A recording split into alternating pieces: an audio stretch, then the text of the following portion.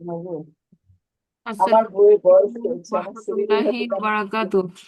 কিন্তু আমি খুশি ওয়াসসালামু আর ওয়াসসালাতু আশরাফিল আম্বিয়ান ওয়া নাবিয়ানা মুহাম্মদ ওয়া তাবিন ওয়া আজমাইন। রব্বি ইশরাহ লি সাদরি ওয়া ইয়াসসির লি আমরি ওয়াহলুল উকদাতাম মিন লিসানি ইয়াফকাহু কওলি। রব্বি জিদনি ইলমা, রব্বানা জিদনা ইলমা, আমাকে হত্যা করলে রব্বানা ইরানের জিদনা কোনো ক্ষতি ইলমা। হবে না, কারণ ইরান নৈতিকতার উপরে প্রতিষ্ঠিত। ইরান পৃথিবীর আলহামদুলিল্লাহ, কারো আমরা গোলামি করে না। আজকে সূরা আল এটা কি ফালাক নিয়ে খমেনি? আলোচনা এই করছি সেই ইনশাআল্লাহ। খমেনি খুঁজে পাবো?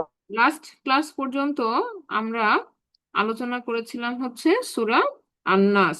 তো আমরা যেটা বলছিলাম যে আল্লাহ সুবহানাহু ওয়া তাআলা মানুষের প্রোটেকশনের জন্য এই দুইটা সূরা দিয়েছেন, সূরা ফালাক এবং সূরা নাস। এর মধ্যে বাহিরের যে ক্ষতিগুলো সেগুলো থেকে প্রোটেকশনের জন্য আল্লাহ সুবহানাহু ওয়া তাআলা আমাদেরকে সূরা ফালাক দিয়েছেন, এবং আমাদের অন্তরে যে শয়তানের ওয়াসওয়াসাটা আসে আমাদের ঈমানকে ক্ষতিগ্রস্ত করার জন্য, সেখান থেকে প্রোটেকশনের জন্য আল্লাহ সুবহানাহু ওয়া তাআলা সূরা নাস আমাদেরকে দিয়েছেন। এখন সূরা ফালাক এবং সূরা নাস এই দুটি সূরাই হচ্ছে তাহলে আমাদের কিসের জন্য? আমাদের প্রোটেকশনের জন্য, আমাদেরকে রক্ষা করার জন্য। একটা হচ্ছে বাইরের ক্ষতি থেকে, আর একটা হচ্ছে ভেতরে আমাদের যে মন্দ কাজগুলা করাবে সেই রকম প্ররোচনা থেকে বাঁচার জন্য। তাহলে এখন আমরা যেটা দেখি যে বাইরের ক্ষতি বলতে আসলে কি বোঝায়। এখানে আমরা একটু ব্যাকগ্রাউন্ডে আলোচনা করি যে এখানে আমরা যেটা জানি যে যে এই সূরাটা মাক্কী জীবনের প্রাথমিক কালে অবতীর্ণ হয়েছিল। তো পবিত্র কোরআনের অন্যান্য সূরায় সাধারণভাবে উল্লেখিত কোনো শব্দকে নাম রূপে গ্রহণ করা হয়। যেমন, সরি, আরেকবার একটু বলছি। সূরা ফালাকটা হচ্ছে মদিনায় হিজরতের পরে, মদিনায় হিজরতের পরে এটা আহ, আহ, আসে, যখন উকবা ইবনে আমের রাদিয়াল্লাহু আনহু, যিনি রাসূল সাল্লাল্লাহু আলাইহি ওয়াসাল্লামের মদিনায় হিজরতের পরে ইসলাম গ্রহণ করেছিলেন, তার বর্ণিত একটা হাদিস অনুসারে এই সূরা দুইটা মদিনায় নাজিল হয়েছিল, মানে সূরা ফালাক এবং সূরা নাস মদিনায় নাজিল হয়েছিল। তার বক্তব্যের যে বর্ণনাটা সেটা হচ্ছে, মদিনায় ইহুদিরা যখন রাসূল সাল্লাল্লাহু আলাইহি ওয়াসাল্লামের উপরে জাদু করেছিল এবং তার প্রতিক্রিয়ায় তিনি অসুস্থ হয়ে পড়েছিলেন, তখন এই সূরা দুইটা নাজিল হয়েছিল। মুসলিম, তিরমিজি, নাসাই ও মুসনানে আহমেদ প্রভৃতি হাদিস গ্রন্থে এই হাদিসটা উদ্ধৃত হয়েছে। কিন্তু সূরা দুইটার মূল বক্তব্য ও আলোচিত বিষয় হতে স্পষ্ট মনে হয় যে সূরা দুইটা প্রথমে মক্কা শরীফে নাজিল হয়েছিল, তখন যখন রাসূল সাল্লাল্লাহু আলাইহি ওয়াসাল্লামের তীব্র বিরোধিতা ও বিরুদ্ধতা শুরু হয়ে গিয়েছিল। পরে মদিনা শরীফে মুনাফিক, ইয়াহুদি ও মুশরিকরা যখন রাসূল সাল্লাল্লাহু আলাইহি ওয়াসাল্লামের বিরোধিতায় প্রবল হয়ে উঠেছিল, তখন আল্লাহ তাআলা পুনরায় রাসূল সাল্লাল্লাহু আলাইহি ওয়াসাল্লামকে এই দুইটা সূরা পাঠ করার নির্দেশ দিয়েছিলেন। তো একটা হচ্ছে যে এরকম এরকম অনেক ক্ষেত্রেই ছিল যে সাহাবীদের কাছে এই আয়াতের নাজিলকাল সম্পর্কে দেখা গিয়েছে যে মানে তাদের মধ্যে মতভেদ আছে। কেন এটা? কারণ হয়তো আয়াতটা নাজিল হয়েছিল মক্কাতেই, কিন্তু কোনো সাহাবী হয়তো পরে ইসলাম গ্রহণ করেছেন, তিনি মদিনাতে এই আয়াতটাকে শুনতে পেয়েছেন। আবার অনেক সময় এটাও হয়েছে যে মক্কাতে হয়তো সূরাটি নাজিল হয়েছে, কিন্তু সময়ের প্রেক্ষাপটে এই সূরার আয়াতগুলো যখন আবার আলোচিত হয়েছে বা বলা হয়েছে, তখন তাদের কাছে মনে হয়েছে যেন এই ঘটনার প্রেক্ষিতেই সূরাটা নাজিল হয়েছে। তো এরকমও রেফারেন্স আছে।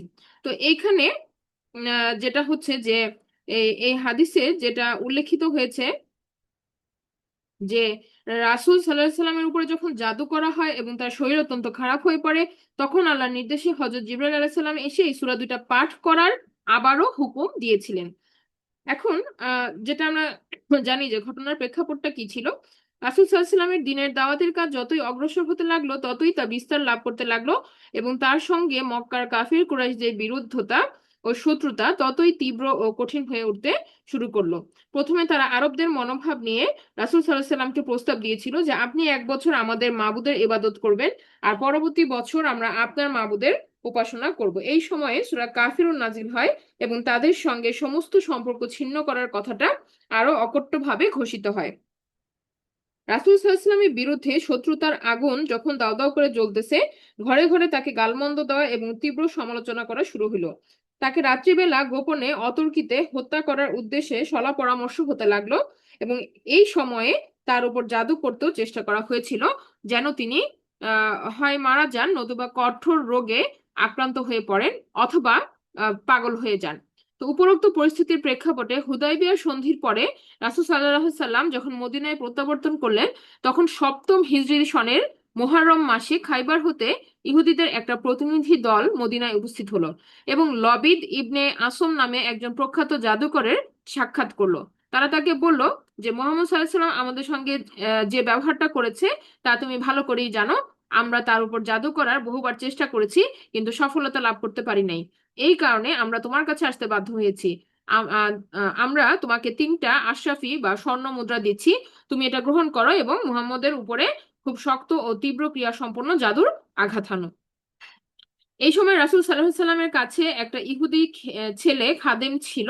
সেই ছেলেটার সঙ্গে যোগ সাজস করে ওই জাদুকর রাসূল সাল্লাল্লাহু আলাইহি সাল্লামের চিরুনির একটা অংশ সংগ্রহ করতে সক্ষম হন এবং এতে রাসূল সাল্লাল্লাহু আলাইহি সাল্লামের চুল ছিল। তো এর মাধ্যমে জাদু করা হয় এবং সেটা খেজুর গাছের ছড়ার আবরণে রেখে লবিদ বনু জাইকের জারওয়ান বা জি আরওয়ান নামে এক কূপের তলায় পাথর চাপা দিয়ে রাখা হয়েছিল।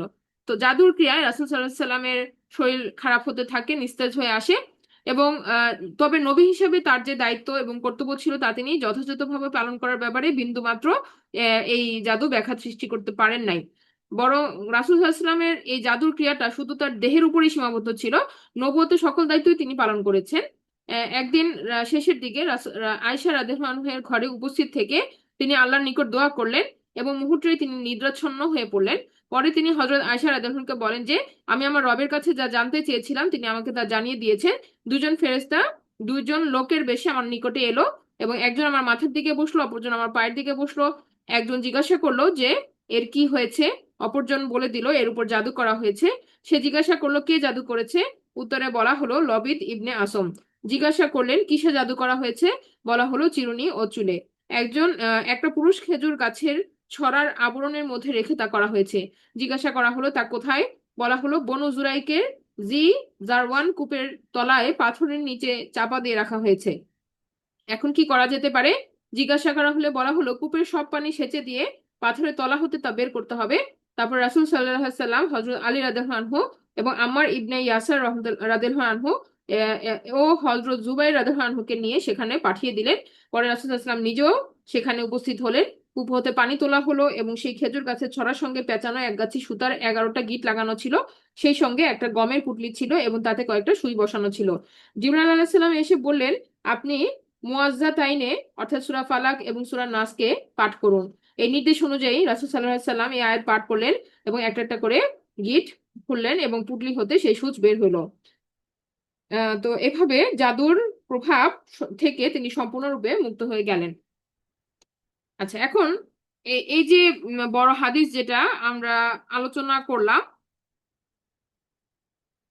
যেটা আমরা আলোচনা করলাম, তো এই এই হাদিসটা সম্পর্কে আমরা তো বলেছি যেটা কার দ্বারা বর্ণিত হয়েছে, এটা হযরত উকবা ইবনে আমর রাদিয়াল্লাহু আনহু থেকে বর্ণিত হয়েছে এবং এই হাদিসটা মুসলিম, তিরমিজি, নাসাই এবং মুসনাদে আহমদ প্রভৃতি হাদিস গ্রন্থে উদ্ধৃত আছে। এখন এখানে আরেকটা কথা আছে, কথাটা হচ্ছে যে এই আরেক দল মুফাসসিরিনে কেরাম তারা আবার আহ, এই যে হাদিস যেটা বর্ণিত হয়েছে সেটার বিপক্ষে কথা বলেছেন। তারা বলতেছেন যে রাসূল সাল্লাল্লাহু আলাইহি সাল্লাম হচ্ছেন পৃথিবীর বুকে এমন একজন ব্যক্তি, এমন একজন রাসূল যার বুকের মধ্যে কোরআনকে জিবরাইল আলাইহিস সালাম আল্লাহর হুকুমে নাজিল করেছে। হ্যাঁ, যার বুকের উপরে কোরআন নাজিল হয়েছে। তো এই ব্যক্তি যিনি কোরআন হচ্ছে নূর, নূর যিনি ধারণ করেন তাকে কখনোই জাদুর দ্বারা প্রভাবিত করা সম্ভব নয়, এটা তাদের যুক্তি। হ্যাঁ, যিনি কোরআন ধারণ করেন তাকে আল্লাহর নূর যেহেতু তিনি ধারণ করে রেখেছেন, কাজেই তার তার উপরে জাদুর প্রভাব সম্ভব নয়, এটা মুফাসসিরিনে কেরামরা বলেছেন। তো এখন এই যে আমরা জানি যে হাদিসের বর্ণনার ক্ষেত্রেও কিন্তু আমাদেরকে কি করতে হবে, রেফারেন্স গুলা যাচাই যাচাই বাছাই করে নিতে হয়। তো এই ক্ষেত্রে আমার জ্ঞান খুবই কম, এজন্য আমি এটা নিয়ে বেশি কিছু বলতেছি না। আমি যেটা এই গ্রন্থ থেকে জানতে পেরেছি, আমি এখন যেটা আপনাদেরকে বললাম এটা উদ্ধৃত হচ্ছে মোহাম্মদ আবু হেনা এবং মোহাম্মদ ইয়াহিয়া স্যারের যে কোরআনের 30তম পারার শব্দে শব্দে যেটা আছে এবং কিছু অর্থ সহ যেটা আছে সেইখান থেকে আমি পাঠ করলাম। তো দুইটা আমি আপনাদেরকে জানাই রাখলাম যে দুই ভাবে এখানে বক্তব্যটা আসছে। আহ আল্লাহ ভালো জানেন। হ্যাঁ, তবে যেটা ওনারা পরের দল যেটা যেটা বলতেছেন যে যেহেতু কোরআন হচ্ছে নূর, আর আল্লাহ সুবহানাহু ওয়া তাআলা কোরআনকে নূর হিসেবে অনেক জায়গাতে অ্যাড্রেস করেছেন, এবং একই সাথে আল্লাহ সুবহানাহু ওয়া তাআলা এটা বলেছেন যে শিরিককে আল্লাহ সুবহানাহু ওয়া তাআলা কম্পেয়ার করেছেন জুলুমাতের সাথে বা অন্ধকারের সাথে। তো যখন আহ নূর আসে তখন অন্ধকার সরে যেতে বাধ্য। তো নূর এবং অন্ধকার দুটো একসাথে কম্প্যাটিবল না, একসাথে হবে না। তো এই প্রেক্ষিতে তারা বলতেছেন যে আল্লাহর কোরআন যেখানে থাকবে, বিশেষ করে রাসূল সাল্লাল্লাহু আলাইহি ওয়াসাল্লাম হচ্ছেন এমন ব্যক্তি যে কোরআনকে ধারণ করেছেন তার কলবে, সো তার উপরে এই জাদুর প্রভাব খাটে না। হ্যাঁ, হবে না, এটা তার উপরে অ্যাপ্লাইড হবে না। তো আমরা এবার সূরাটাকে বোঝার চেষ্টা করি। আমি তো দুইটা আপনাদের কনসেপ্ট বললাম, তো আল্লাহ ভালো জানেন কত, মানে দুইটার ক্ষেত্রে আমরা গ্রহণীয় কোনটা আমি জানি না। তো আমি এবার অর্থে চলে যাচ্ছি, সূরাটার অর্থে চলে যাচ্ছি। আউযু বিল্লাহি মিনাশ শাইতানির রাজিম, বিসমিল্লাহির রহমানির রহিম।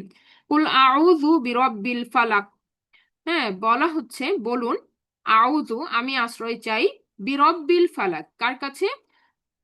ফালাক মানে হচ্ছে প্রভাত, প্রভাতের রব বা স্রষ্টার কাছে আমি আশ্রয় চাই। এখন ফালাক শব্দটাকে আমরা যদি আরেকটু ডিটেলসে বোঝার চেষ্টা করি, ফালাক হচ্ছে বিদীর্ণ করা, চেরা, ফাটানো, দ্বিখণ্ডিত করা, ভেঙে ফেলা। দ্বিখণ্ডিত করা, ভেঙে ফেলা, প্রভাত উদ্ভাসিত করা। যেমন বিদীর্ণ করা বলতে আমরা কি বুঝি? যে কোনো কিছুকে চিরে বের করে নিয়ে আসা, কোনো কিছুকে ভেঙে বের করে নিয়ে আসা। যেমন একটা বাদামের খোসাকে ভেঙে ভেতর থেকে বাদামটা বের হইলো। একইভাবে দেখেন, যখন আমরা আহ, আহ, পূর্ববর্তী সূরাগুলো আলোচনা করছিলাম, আমরা বলছিলাম যে এক একটা বীজ থেকে যে গাছ মাথা উঠায় সেটা আল্লাহর হুকুমে হয়। তাহলে এই যে বীজটা ভেদ করে যে গাছটা বের হয়ে আসলো, এটা কি এটাকেও বলা হচ্ছে ফালাক, যে একটা কিছু ভেদ করে বের হয়ে আসা। এবং এগুলো আল্লাহ সুবহানাহু ওয়া তাআলাই হচ্ছেন সেই ফালাকের রব। দেখেন যে আমরা আমরা একটা একটা কৃষক কি করতে পারে, তিনি ভূমিকে রেডি করতে পারে, পানি দিতে পারে, সার দিতে পারে, কিন্তু সে ওই বীজকে খুলে গাছ বের করতে পারে না। হ্যাঁ, সে বীজ বুনবে বা বীজ বা সিড এগুলো ছিটিয়ে দিবে, কিন্তু সেটাকে বিদীর্ণ করে এই গাছ যে মাথা চেড়ে উঠবে একটা চারা, এটা আল্লাহর হুকুম। তাই আল্লাহ সুবহানাহু ওয়া তাআলা হচ্ছেন রব্বিল ফালাক, যিনি প্রত্যেকটা বীজের এই অনুমতিটা দিয়ে থাকেন যে বীজ থেকে গাছ উঠবে। একইভাবে একটা রুটিকে দুই ভাগে ছিঁড়ে ফেলা, একটা খবুজ বা রুটিকে যেমন আমরা হাত দিয়ে অনেক সময় দুইটা টুকরা করে ফেললাম, দুজন শেয়ার করলাম, তো এরকম কোনো কিছুকে চিড়ে ফেলা, দুইটা ভাগ করে ফেলাও হচ্ছে কি ফালাক। আল্লাহ সুবহানাহু ওয়া তাআলা হচ্ছেন রব্বিল ফালাক। তো রব্বিল ফালাক বলতে আমরা এখানে সাধারণ অর্থে যেটা বুঝছি, যে এই যে বিদীর্ণকারী, যিনি আল্লাহ আমাদের রব, যিনি বিদীর্ণকারী, যিনি এটা সূচনা করেন কোনো কিছুর, এবং যিনি আহ এইটা করতে সক্ষম, যে তিনি এটাকে ভেঙে ফেলতে সক্ষম। তাহলে কি ভেঙে ফেলতে সক্ষম? কি ভেঙে ফেলতে সক্ষম? তো এটা যদি আমরা চিন্তা করতে থাকি যে রব্বিল ফালাক, যিনি মানে মনে করেন একটা মানুষ বিপদের মধ্যে আছে, সে কোনো পথ বা কোনো কিছু খুঁজে পাচ্ছে না, অন্ধকার তার চারিদিকে, সে অন্ধকারটাকে চিরে আলো এনে দিতে পারেন যেই রব, আমরা সেই রবের কাছে আশ্রয় চাই। আবার যে বিপদের মধ্যে সে ঘেরাও হয়ে আছে, বিপদ থেকে সে বের হওয়ার কোনো সমাধান খুঁজে পাচ্ছে না, তাহলে এই সমাধান কার কাছে আছে? যিনি রব, তিনি এই বিপদটাকে চিরে ফেলতে পারেন, এখান থেকে তার জন্য একটা রাস্তা বের করে নিয়ে আসতে পারেন। হ্যাঁ, তাই সেই রবের কাছে আমরা আশ্রয় চাচ্ছি। তাহলে কুল বলা হচ্ছে বলুন, কারণ এটা মানে আমরা দেখেন সূরা ফাতিহা যখন আমরা পড়েছি, আমরা আল্লাহ সুবহানাহু ওয়া তাআলার প্রশংসাবাচক নাম পড়েছি যে আলহামদুলিল্লাহি রাব্বিল আলামিন। সেখানে কিন্তু আমাদেরকে আল্লাহ সুবহানাহু ওয়া তাআলা বলেন নাই যে বলুন, বলুন কথাটা বলেন নাই কেন? কারণ আমরা জানি যে আল্লাহর নামের যেটা আমরা প্রশংসা করেছি আলহামদুলিল্লাহ রবিল আলামিন, সেটা কি ছিল? সেটা ছিল হচ্ছে একটা নাউন, বা আমরা বলতে পারি যে সেটা হচ্ছে একটা সর্বনাম বা একটা ইসম, যেটা কিনা সেইটা আপনার সময়ের সাথে জড়িত নয়, এবং আল্লাহ সুবহানাহু ওয়া তাআলার আহ, যে সৃষ্টিগুলা, এই সৃষ্টিগুলোর উপরেও আল্লাহ সুবহানাহু ওয়া তাআলার হামদ নির্ভর নয়। আমি আল্লাহ সুবহানাহু ওয়া তাআলার প্রশংসা করি অথবা নাই করি, আল্লাহ সুবহানাহু ওয়া তাআলা সকল সময় প্রশংসিত। সেটা আমার উপরে ডিপেন্ড করতেছে না। আমি আব্দ, আমি দুনিয়াতে যদি আল্লাহ সুবহানাহু ওয়া তাআলার নাফরমানিও করি, তারপরেও কি আল্লাহ সুবহানাহু ওয়া তাআলা কিন্তু প্রশংসিত সর্বদা। তাহলে আমরা দুনিয়ার কেউ যদি আল্লাহ সুবহানাহু ওয়া তাআলাকে নাও ডাকি, আল্লাহ সুবহানাহু ওয়া তাআলার এই যে প্রশংসা, আল্লাহ সুবহানাহু ওয়া তাআলার যে সকল আম, মহিমা, এটা কোনোভাবে বিন্দুমাত্র কম হবে না, কমতি হবে না।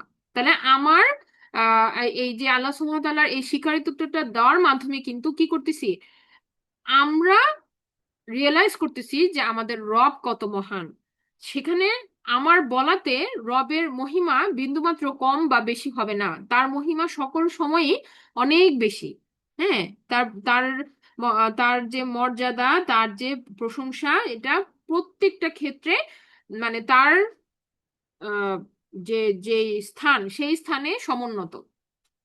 তাহলে এখানে আমরা দেখছি যে আমরা কিন্তু ইসম ইউজ করছি না, আমরা ফেল ইউজ করছি বা আমরা ভার্ব ইউজ করছি, যেটা সময়ের সাথে জড়িত। আউযু মানে আমি চাইতেছি, এবং এটা আমাকে আল্লাহ সুবহানাহু ওয়া তাআলা শিখাই দিচ্ছেন যে কুল বলার মাধ্যমে, রাসূল সাল্লাল্লাহু আলাইহি সাল্লামের মাধ্যমে আমাদেরকে শিখাচ্ছেন যে এটার জন্য আমাদের এফোর্ট দিতে হবে। আউযু আমি আশ্রয় চাই, আমি আশ্রয় চাই, আমি যখন বলতেছি তখন এখানে আমার একটা কাজ করতে হবে, আমি কিছু একটা আমি আমি কোনো এফোর্ট নিব নিজেকে বাঁচানোর জন্য। এবং সেই সাথে আমি কি বলতেছি, রব্বিল ফালাক। যেমন আমরা সূরা ফাতিহাতে যখন পড়েছি ইহদিনা সিরাতাল মুস্তাকিম, তখন আমরা কিন্তু কি করতেছি যে এই যে আমরা যে সাহায্যটা চাইছি, হ্যাঁ, যে আমরা আমাদেরকে আহ, আহ, আহ, ইয়াকা না'বুদু ওয়া ইয়াকা নাস্তাইন, আমরা যখন বলতেছি যে ইয়াকা না'বুদু, আমরা আপনারই ইবাদত করি, ওয়া ইয়াকা নাস্তাইন, এবং আপনার কাছেই সাহায্য চাই। তো এই সাহায্য চাওয়াটার ব্যাপারে আমরা তখন বলেছিলাম যে শুধু আমি চাইলাম আর হাত গুটায় বসে থাকলাম তাহলে সাহায্য আমি পাবো না, আমাকে চেষ্টা চালাইতে হবে, এবং তারপরে আমি বলবো যে আল্লাহ আমি চেষ্টা করতেছি, আপনি আমাকে হেল্প করেন। হ্যাঁ, তো এইখানেও কিন্তু একই রকম ভাবে আউযু আমি আশ্রয় চাই বলে আমি কিছু করতেছি না, তাহলে হবে না, আমাকে এই রবের শেল্টারের আন্ডারে চলে আসতে হবে। আউযু বিরব্বিল ফালাক, আমি চাইবো এবং কি আমি আল্লাহ সুবহানাহু ওয়া তাআলাকেই আমি প্রোটেকশনকারী হিসেবে মেনে তার যে দেওয়া শেল্টার, এই শেল্টারের মধ্যে আমি ঢুকবো। হ্যাঁ, মানে তার দেওয়া যে দিন, তার দেওয়া যে আমার আমার জন্য যে নিয়ম কানুন যেটা দেওয়া আছে রবের, সেটাকে আমি বরণ করে নিব, তাহলে আমি প্রোটেকশন পাবো। হ্যাঁ, তার মানে আমারও একটা কাজ আছে, আবার আমি আল্লাহ আল্লাহ সুবহানাহু ওয়া তাআলার কাছেও সাহায্য চাইছি, আশ্রয় যাচ্ছি। আচ্ছা, তাহলে আমরা এই প্রথম সেন্টেন্সটার অর্থ আমরা বোঝার চেষ্টা করলাম। এবার আমরা চলে যাচ্ছি যে সেকেন্ড আয়াতে, মিং শাররি মা খলাক। মিন মানে হতে, শাররি মানে অনিষ্ট, মা খলাক তিনি সৃষ্টি করেছেন, যা কিছু তিনি সৃষ্টি করেছেন তার অনিষ্ট থেকে। এখন সৃষ্টির অনিষ্ট বলতে আমরা কি বুঝি? আমরা তো অন্যান্য আয়াতে আল্লাহ সুবহানাহু ওয়া তাআলার কোরআন থেকে জেনেছি যে আল্লাহ সুবহানাহু ওয়া তাআলা যা কিছু সব তৈরি করেছেন তা মানুষের জন্য। হ্যাঁ, মানুষের কল্যাণের জন্য, মানুষের বেনিফিটের জন্য। আহ, মানুষকে এই সমস্ত কিছু আল্লাহ সুবহানাহু ওয়া তাআলা মাতা হিসেবে দিয়েছেন, জীবন উপকরণ, যেন আমরা এগুলোকে কাজে লাগাতে পারি। হ্যাঁ, এই প্রত্যেকটা কথাই সত্য। একই সাথে সৃষ্টির অনিষ্ট বলতে আমরা যেটা বুঝি, মনে করেন একটা মোবাইল ফোন, মোবাইল ফোনটা যখন প্রথমে ইউজে আসলো তখন এটার কি উদ্দেশ্য কি ছিল? উদ্দেশ্য হচ্ছে গুড, ভালো। উদ্দেশ্য হচ্ছে ভালো, যে এটা দিয়ে কি করা যাবে, কথা বলা যাবে, কমিউনিকেশন করা যাবে, সহজে আদান প্রদান করা যাবে, গুড, উদ্দেশ্য ভালো। কিন্তু আস্তে আস্তে আমরা বুঝতে শিখলাম যে এটার মধ্যে কি কিছু সার আছে, এটা কিন্তু অনিষ্ট আছে, অনিষ্ট করা যায় এটা দিয়ে। একইভাবে আল্লাহ সুবহানাহু ওয়া তাআলা দিনকে তৈরি করেছেন আমাদের জন্য কর্ম হিসাবে, রাতকে তৈরি করেছেন আমাদের জন্য বিশ্রাম হিসাবে, তাহলে রাত তো ভালো। হ্যাঁ, আল্লাহ সুবহানাহু ওয়া তাআলা সূরা নাবাতে বলেছেন যে রাত হচ্ছে কি লিবাস স্বরূপ, আমাদেরকে বিশ্রাম দিচ্ছে, আমাদেরকে কমফোর্ট দিচ্ছে। তো রাতের মধ্যে খয়র আছে, এটা রাত ভালো। এট দ্য সেম টাইম এটার কি, এটাকে ব্যবহার করা যাবে অনিষ্ট করার জন্য। হ্যাঁ, এটাকে ব্যবহার করা যাবে কি অনিষ্ট করার জন্য। যেরকম আমরা বললাম যে একটা মোবাইলেরও দুটা ইউজ আছে, হ্যাঁ, একটা কলমেরও দুটা ইউজ আছে। আমি কলমকে আমি ভালোর জন্য লিখতে পারি, আবার কি আমি মন্দ জিনিসও লিখতে পারি, তাই না? তাহলে এটা ইউজের উপরে ডিপেন্ড করতেছি কি এটা আমি গুড করতেছি না ব্যাড করতেছি। তো এরকম ভাবে আল্লাহ সুবহানাহু ওয়া তাআলা সৃষ্টি করেছেন সবকিছুকে, তাদের জন্য তাদের মধ্যে কল্যাণ আছে, কিন্তু এটাকে ইউজ করা যাবে ব্যাড হিসাবে, করা যেতে পারে।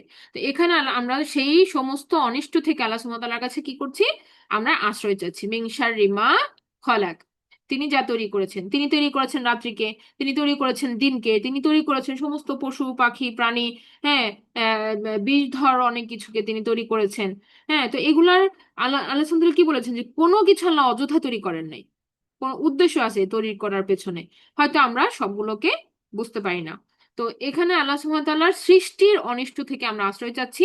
আল্লাহ সুবহানাহু ওয়া তাআলার সৃষ্টির মধ্যে সবকিছুই ইনক্লুডেড, জিন, মানুষ, জিন মানুষ এবং কি অন্যান্য পশু পাখি সহ সবকিছুই এখানে ইনক্লুডেড।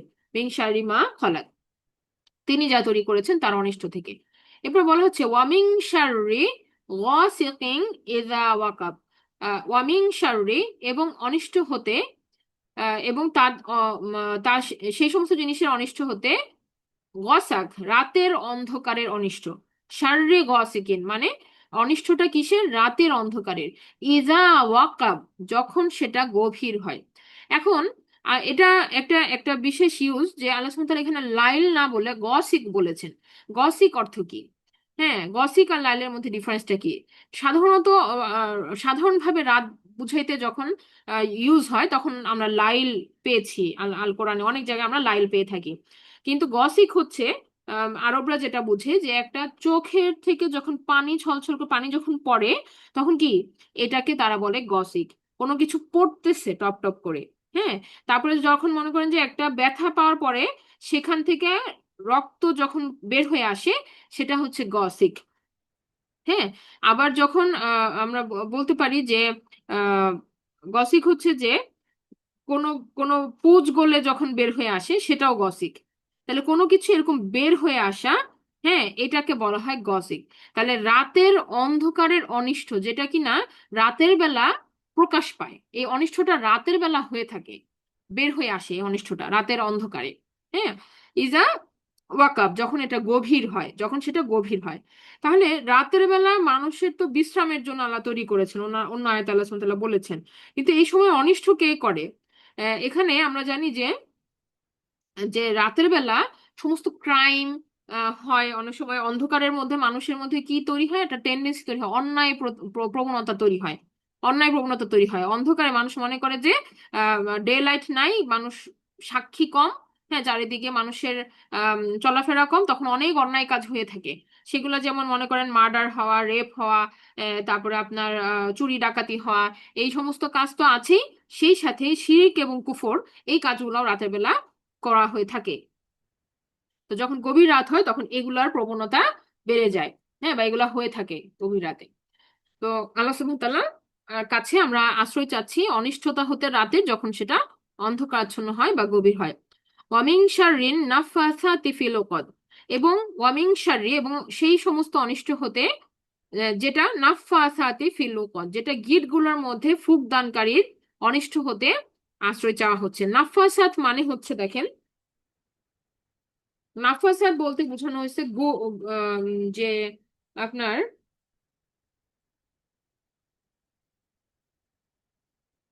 ফুৎকার দানকারী নারী। নাফাসা মানে আহ থুতু ফেলা, নিঃশ্বাসের সঙ্গে বাতাস বের করে দেওয়া, ফু দেওয়া। হ্যাঁ, নাফাসা। তো এই নাফাসার বহুবচন হিসাবে নাফাসাতকে বলা হয়েছে যারা প্রতিনিয়ত এই কাজটা করে থাকে। এখন ফু দেওয়া তো ফু দেওয়া যেমন আমরা অনেক সময় আমরা কি করতেছি, আমরা সূরা ইখলাস ফালাক নাস পড়েও কিন্তু আমরা হাতের উপরে ফু দিয়ে আমাদের গায়ে মুছে দিচ্ছি, এটাও একটা ফু। আর এখানে যেটা বলা হচ্ছে নাফাসাত, এটা হচ্ছে পেশা হিসেবে যারা এই ফু দেওয়াটাকে বেছে নিয়েছে, মানে এটা কন্টিনিউয়াস করে তারা, এটাই তাদের কাজ। হ্যাঁ, যে তারা মানে প্রফেশনাল কুফরিকারী, প্রফেশনাল টাকার বিনিময়ে যারা কি করতেছে, কুফরি করতেছে, এদের কথা বলা হচ্ছে। এবং এটা বহুবচনে আসাতে অনেকে এটাকে মনে করেন যে এটা শুধু মহিলা অনিষ্টকারী বা ফুৎকার দানকারিনী, এরকম মানে ফিমেল বলা হয়েছে যেহেতু ভার্বটা ফিমেল ওয়ার্ডে আসছে।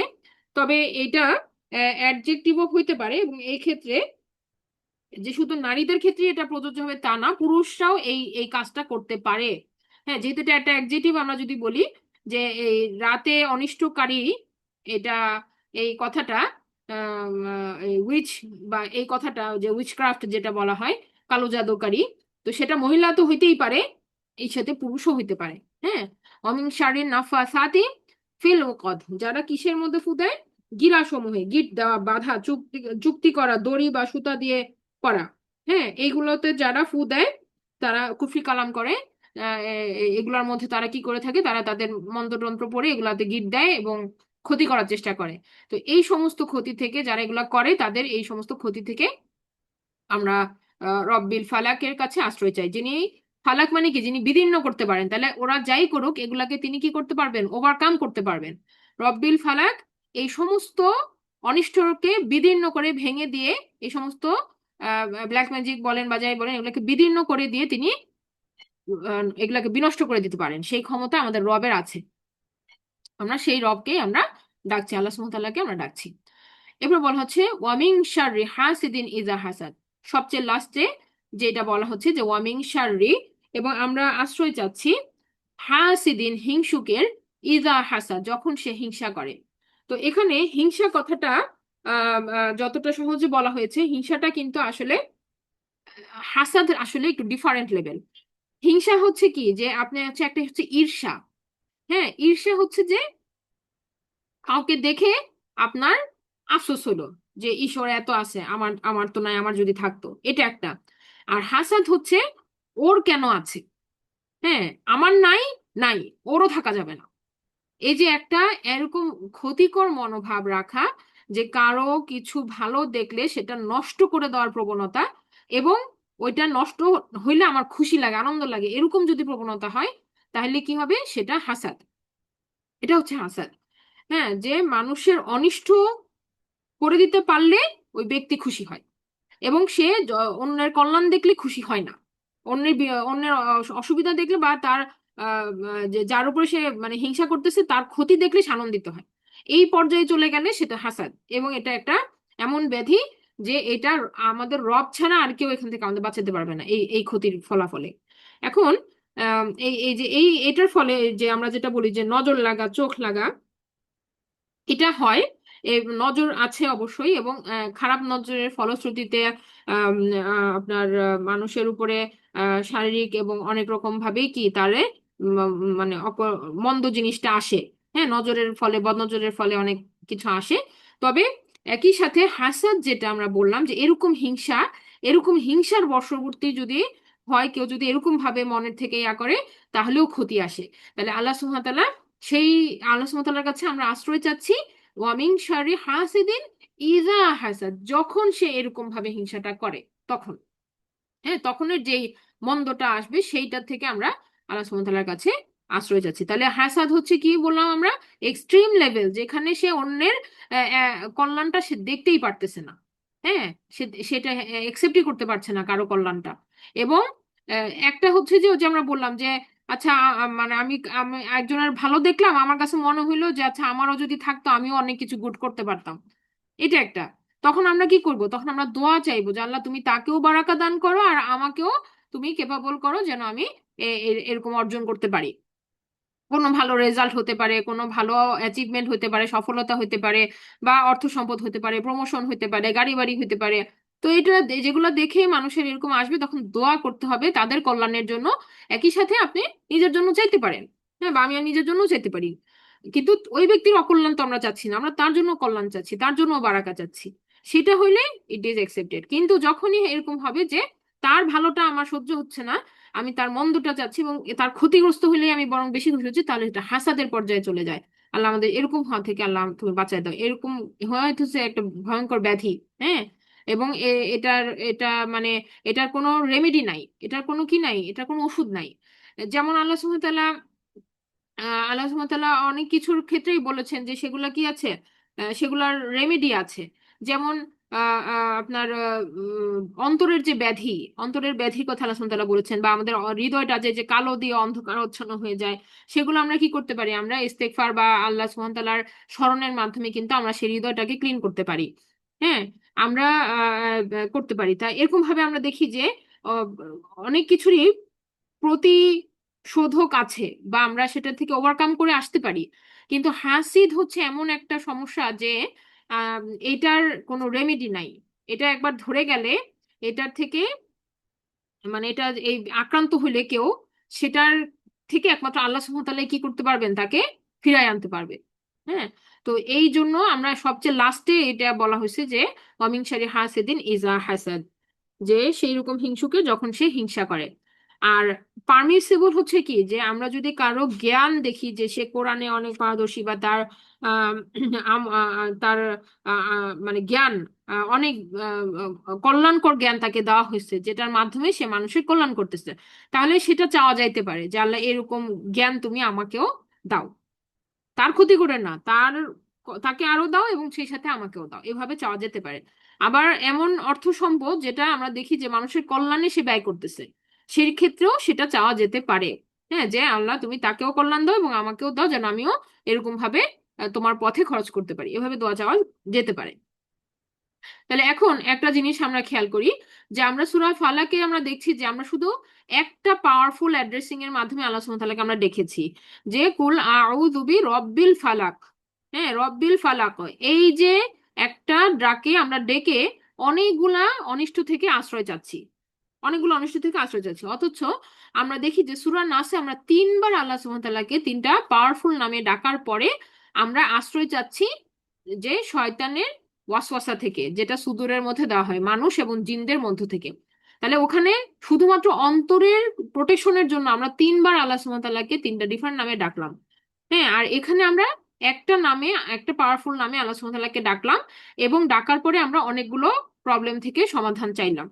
তো এই কম্পারিজন করে বলা হইতেছে এভাবে, যে মুফাসসিররা বলেছেন যে অ্যাজ ইফ এটা এরকম যেন এই বাইরের ক্ষতিটা তেমন কোনো মারাত্মক বিষয় না, কিন্তু ইমানের ক্ষতিটা একটা মারাত্মক বিষয়। তো সেটার থেকে বাঁচার জন্য আল্লাহ সুবহানাহু ওয়া তাআলাকে ডেসপারেটলি ডাকা হইতেছে। হ্যাঁ, যে ইমানটাকে প্রোটেক্টেড রাখতে হবে। আর বাইরের ক্ষতিটা, এটা আল্লাহ সুবহানাহু ওয়া তাআলাকে অবশ্যই আমরা ডাকতেছি, কিন্তু এই বাইরের ক্ষতিটা থেকে ইমানের ক্ষতিটা বেশি ভয়ঙ্কর। সেই কারণে আমরা বেশি ডেসপারেটলি আল্লাহ সুবহানাহু ওয়া তাআলাকে সূরা নাসের মধ্যে ডেকে তারপর আমরা ওই দোয়াটা বলতেছি। আর এখানে যেটা বলা হচ্ছে যে আমরা প্রথমেই বললাম যে এই একটা অ্যাড্রেসিংই অনেক বেশি পাওয়ারফুল। যে রব্বিল ফালাক আমরা যখন বলতেছি আমরা এটা বোঝার চেষ্টা করব এবং এই দৃঢ় বিশ্বাসটা রাখবো যে আমরা যেই বিপদে আছি, যেই কেউ যদি আক্রান্ত হয়ে থাকি, একমাত্র আল্লাহ সুবহানাহু ওয়া তাআলাই কি আমাকে সেখান থেকে বের করে নিয়ে আসতে পারবেন। হ্যাঁ, তবে এখানে আরেকটা কথা আছে, যে ওই যে আমরা বললাম না যে আমাদেরকেও কাজ করতে হবে, আমাদেরকেও কাজ করতে হবে। যেমন আমরা অনেক সময় মনে করি যে এগুলো হচ্ছে মন্ত্র, এই যে সূরা দুটা মন্ত্রের মতো আমি পড়লাম আর ফু ফু দিলাম, তাহলে আমাকে কি হয়ে যাবে, আমি প্রোটেক্টেড থাকবো। ব্যাপারটা কিন্তু এতটা এতটা ক্যাজুয়াল না। হ্যাঁ, যেমন মনে করেন ইহুদিরাও তাদের কিতাবের কিছু অংশ পাঠ করতো, মুখস্থ করতো, তারা মুখস্থ করে তারা, এবং সেটা দিনরাত তারা পাঠ করে, কিন্তু এটা তাদের কোনো কল্যাণ দেয় না। একইভাবে আমাদের জন্য কিন্তু এটা কি হয়ে গেছে, রিচুয়ালস এর মতো হয়ে গেছে। আমরা মনে করেন যে অনেকে আছে যে প্রিন্ট করে লাগায় রাখে, দেয়ালে গাড়িতে ঝুলায় রাখে। হ্যাঁ, যে বাসার মধ্যে ঝুলায় রাখে। তো ঝুলায় রাখলে কি হবে, এটা তো মানুষকে দেওয়া হয়েছে। মানুষ হচ্ছে আল্লাহ সুবহানাহু ওয়া তাআলা এমন একটা সৃষ্টি যারা এটাকে পাঠ করবে এবং বুঝবে এবং সে অনুযায়ী আচরণ করবে। তাহলে এটা যদি আমি ঝুলায় রাখি কোথাও বা গলায় বা শরীরে, এটা বেনিফিট দিবে না, এটা মন্ত্র নয়। হ্যাঁ, বা আমি না বুঝে আমি মুখস্থ করাই দিছি ছোট বাচ্চাকে, ভালো, কিন্তু তাকে বুঝও দিতে হবে যে এটার অর্থটা কি, তুমি কি বলতেছো, যেন সে এটা কনফিডেন্সের সাথে রবকে ডাকে, কনফিডেন্সের সাথে আমি আপনি যেন রবকে ডাকতে পারি।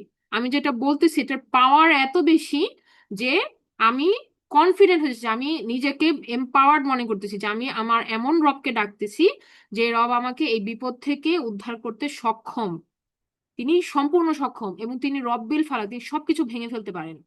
হ্যাঁ, তার ক্ষমতা সবকিছুর উপরে আছে।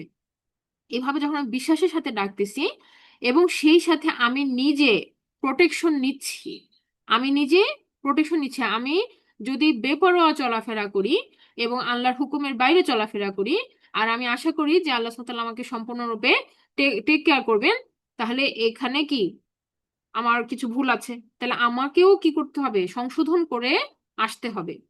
হ্যাঁ, আমাকেও সংশোধন করে আসতে হবে। আর একই সাথে আমাকে রবের প্রোটেকশনও চাইতে হবে। এই দুইটা জিনিস যদি আমরা কনফিডেন্টলি করি, তাহলে অবশ্যই কি আমরা আল্লাহর সাহায্য পাবো। সেটা অনেক বড় বড় বিপদেও ইনশাল্লাহ আমরা পাবো। যেমন আম, আমাদের চারিদিকে এখন এই ব্ল্যাক ম্যাজিক বা জাদুর প্রভাব এগুলা কিন্তু এখন অনেক বেশি, কুফরি কালাম অনেক বেশি, ব্ল্যাক ম্যাজিক ডার্ক পাওয়ার এগুলো অনেক বেশি। আম, আমি জানি না, অনেকে আপনাদের হয়তো জানা থাকবে যে আমাদের আমাদের চারিপাশে কিন্তু অনেক মানুষ ভিকটিম আছে। হ্যাঁ, আক্রান্ত হচ্ছে, তারা সাহায্য চাইতেছে, তারা উপায়ন্তর পাচ্ছেন না। তো আমরা তাদেরকে এই মেসেজটা পৌঁছায় দিব যে এই যে আল্লাহ সুবহানাহু ওয়া তাআলা আমাদেরকে দিয়েছেন এই সূরা দুইটা, সূরা ইখলাস, ফালাক, নাস, এই তিনটা সূরাকেই আমরা খুব সুন্দর মতো আঁকড়ে ধরবো এবং আমাদের বিশ্বাসের দৃঢ়তা থাকতে হবে যে আল্লাহ সুবহানাহু ওয়া তাআলা হচ্ছেন যিনি সবকিছু তৈরি করেছেন এবং তার এই সৃষ্টির অনিষ্ট থেকে আমরা তার কাছে আশ্রয় চাচ্ছি। তিনি পারবেন, তিনি একমাত্র যিনি এই রব্বিল ফালাক, যিনি এগুলা বিদীর্ণ করে দিতে পারেন, ভেঙে দিতে পারেন এবং আমাদেরকে মুক্ত করে দিতে পারেন। হ্যাঁ, তবে ওই যে বললাম যে আমি যদি দরজার বাইরে দাঁড়ায় থেকে শুধু বলি আমাকে আশ্রয় দাও, আমাকে আশ্রয় দাও, আমি ঘরে না ঢুকি, তাহলে তো আশ্রয় পাবো না। বুঝছি কথাটা, আমি বা ঘরের দরজার বাইরে দাঁড়িয়ে আছি, আমি শুধু চিৎকার করতেছি আমাকে আশ্রয় দাও, আমাকে আশ্রয় দাও, আমাকে আশ্রয় দাও, সারাক্ষণ বলতেছি, কিন্তু আমি ঘরে ঢুকতেছি না। তো ঘরে তো ঢুকতে হবে, ঘরে না ঢুকলে আমি কিভাবে আশ্রয় পাবো?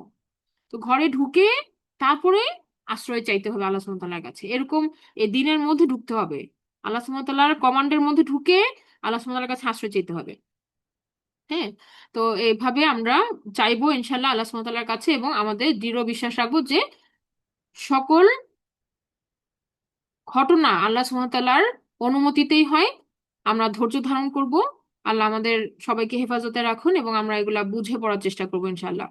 তো আমরা আজকে দীর্ঘায়িত করবো না, এখানে শেষ করছি। সুবহানাকা আল্লাহুম্মা ওয়া বিহামদিকা আশহাদু আল্লা ইলাহা ইল্লা আনতা আস্তাগফিরুকা ওয়া আতুবু ইলাইক। আসসালামু আলাইকুম ওয়া জায়গা। রাহমাতুল্লাহি ওয়া বারাকাতুহু।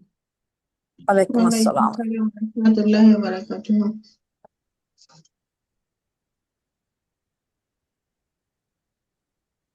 আমাদের 1 মিনিট আছে, কারো কোনো প্রশ্ন আছে?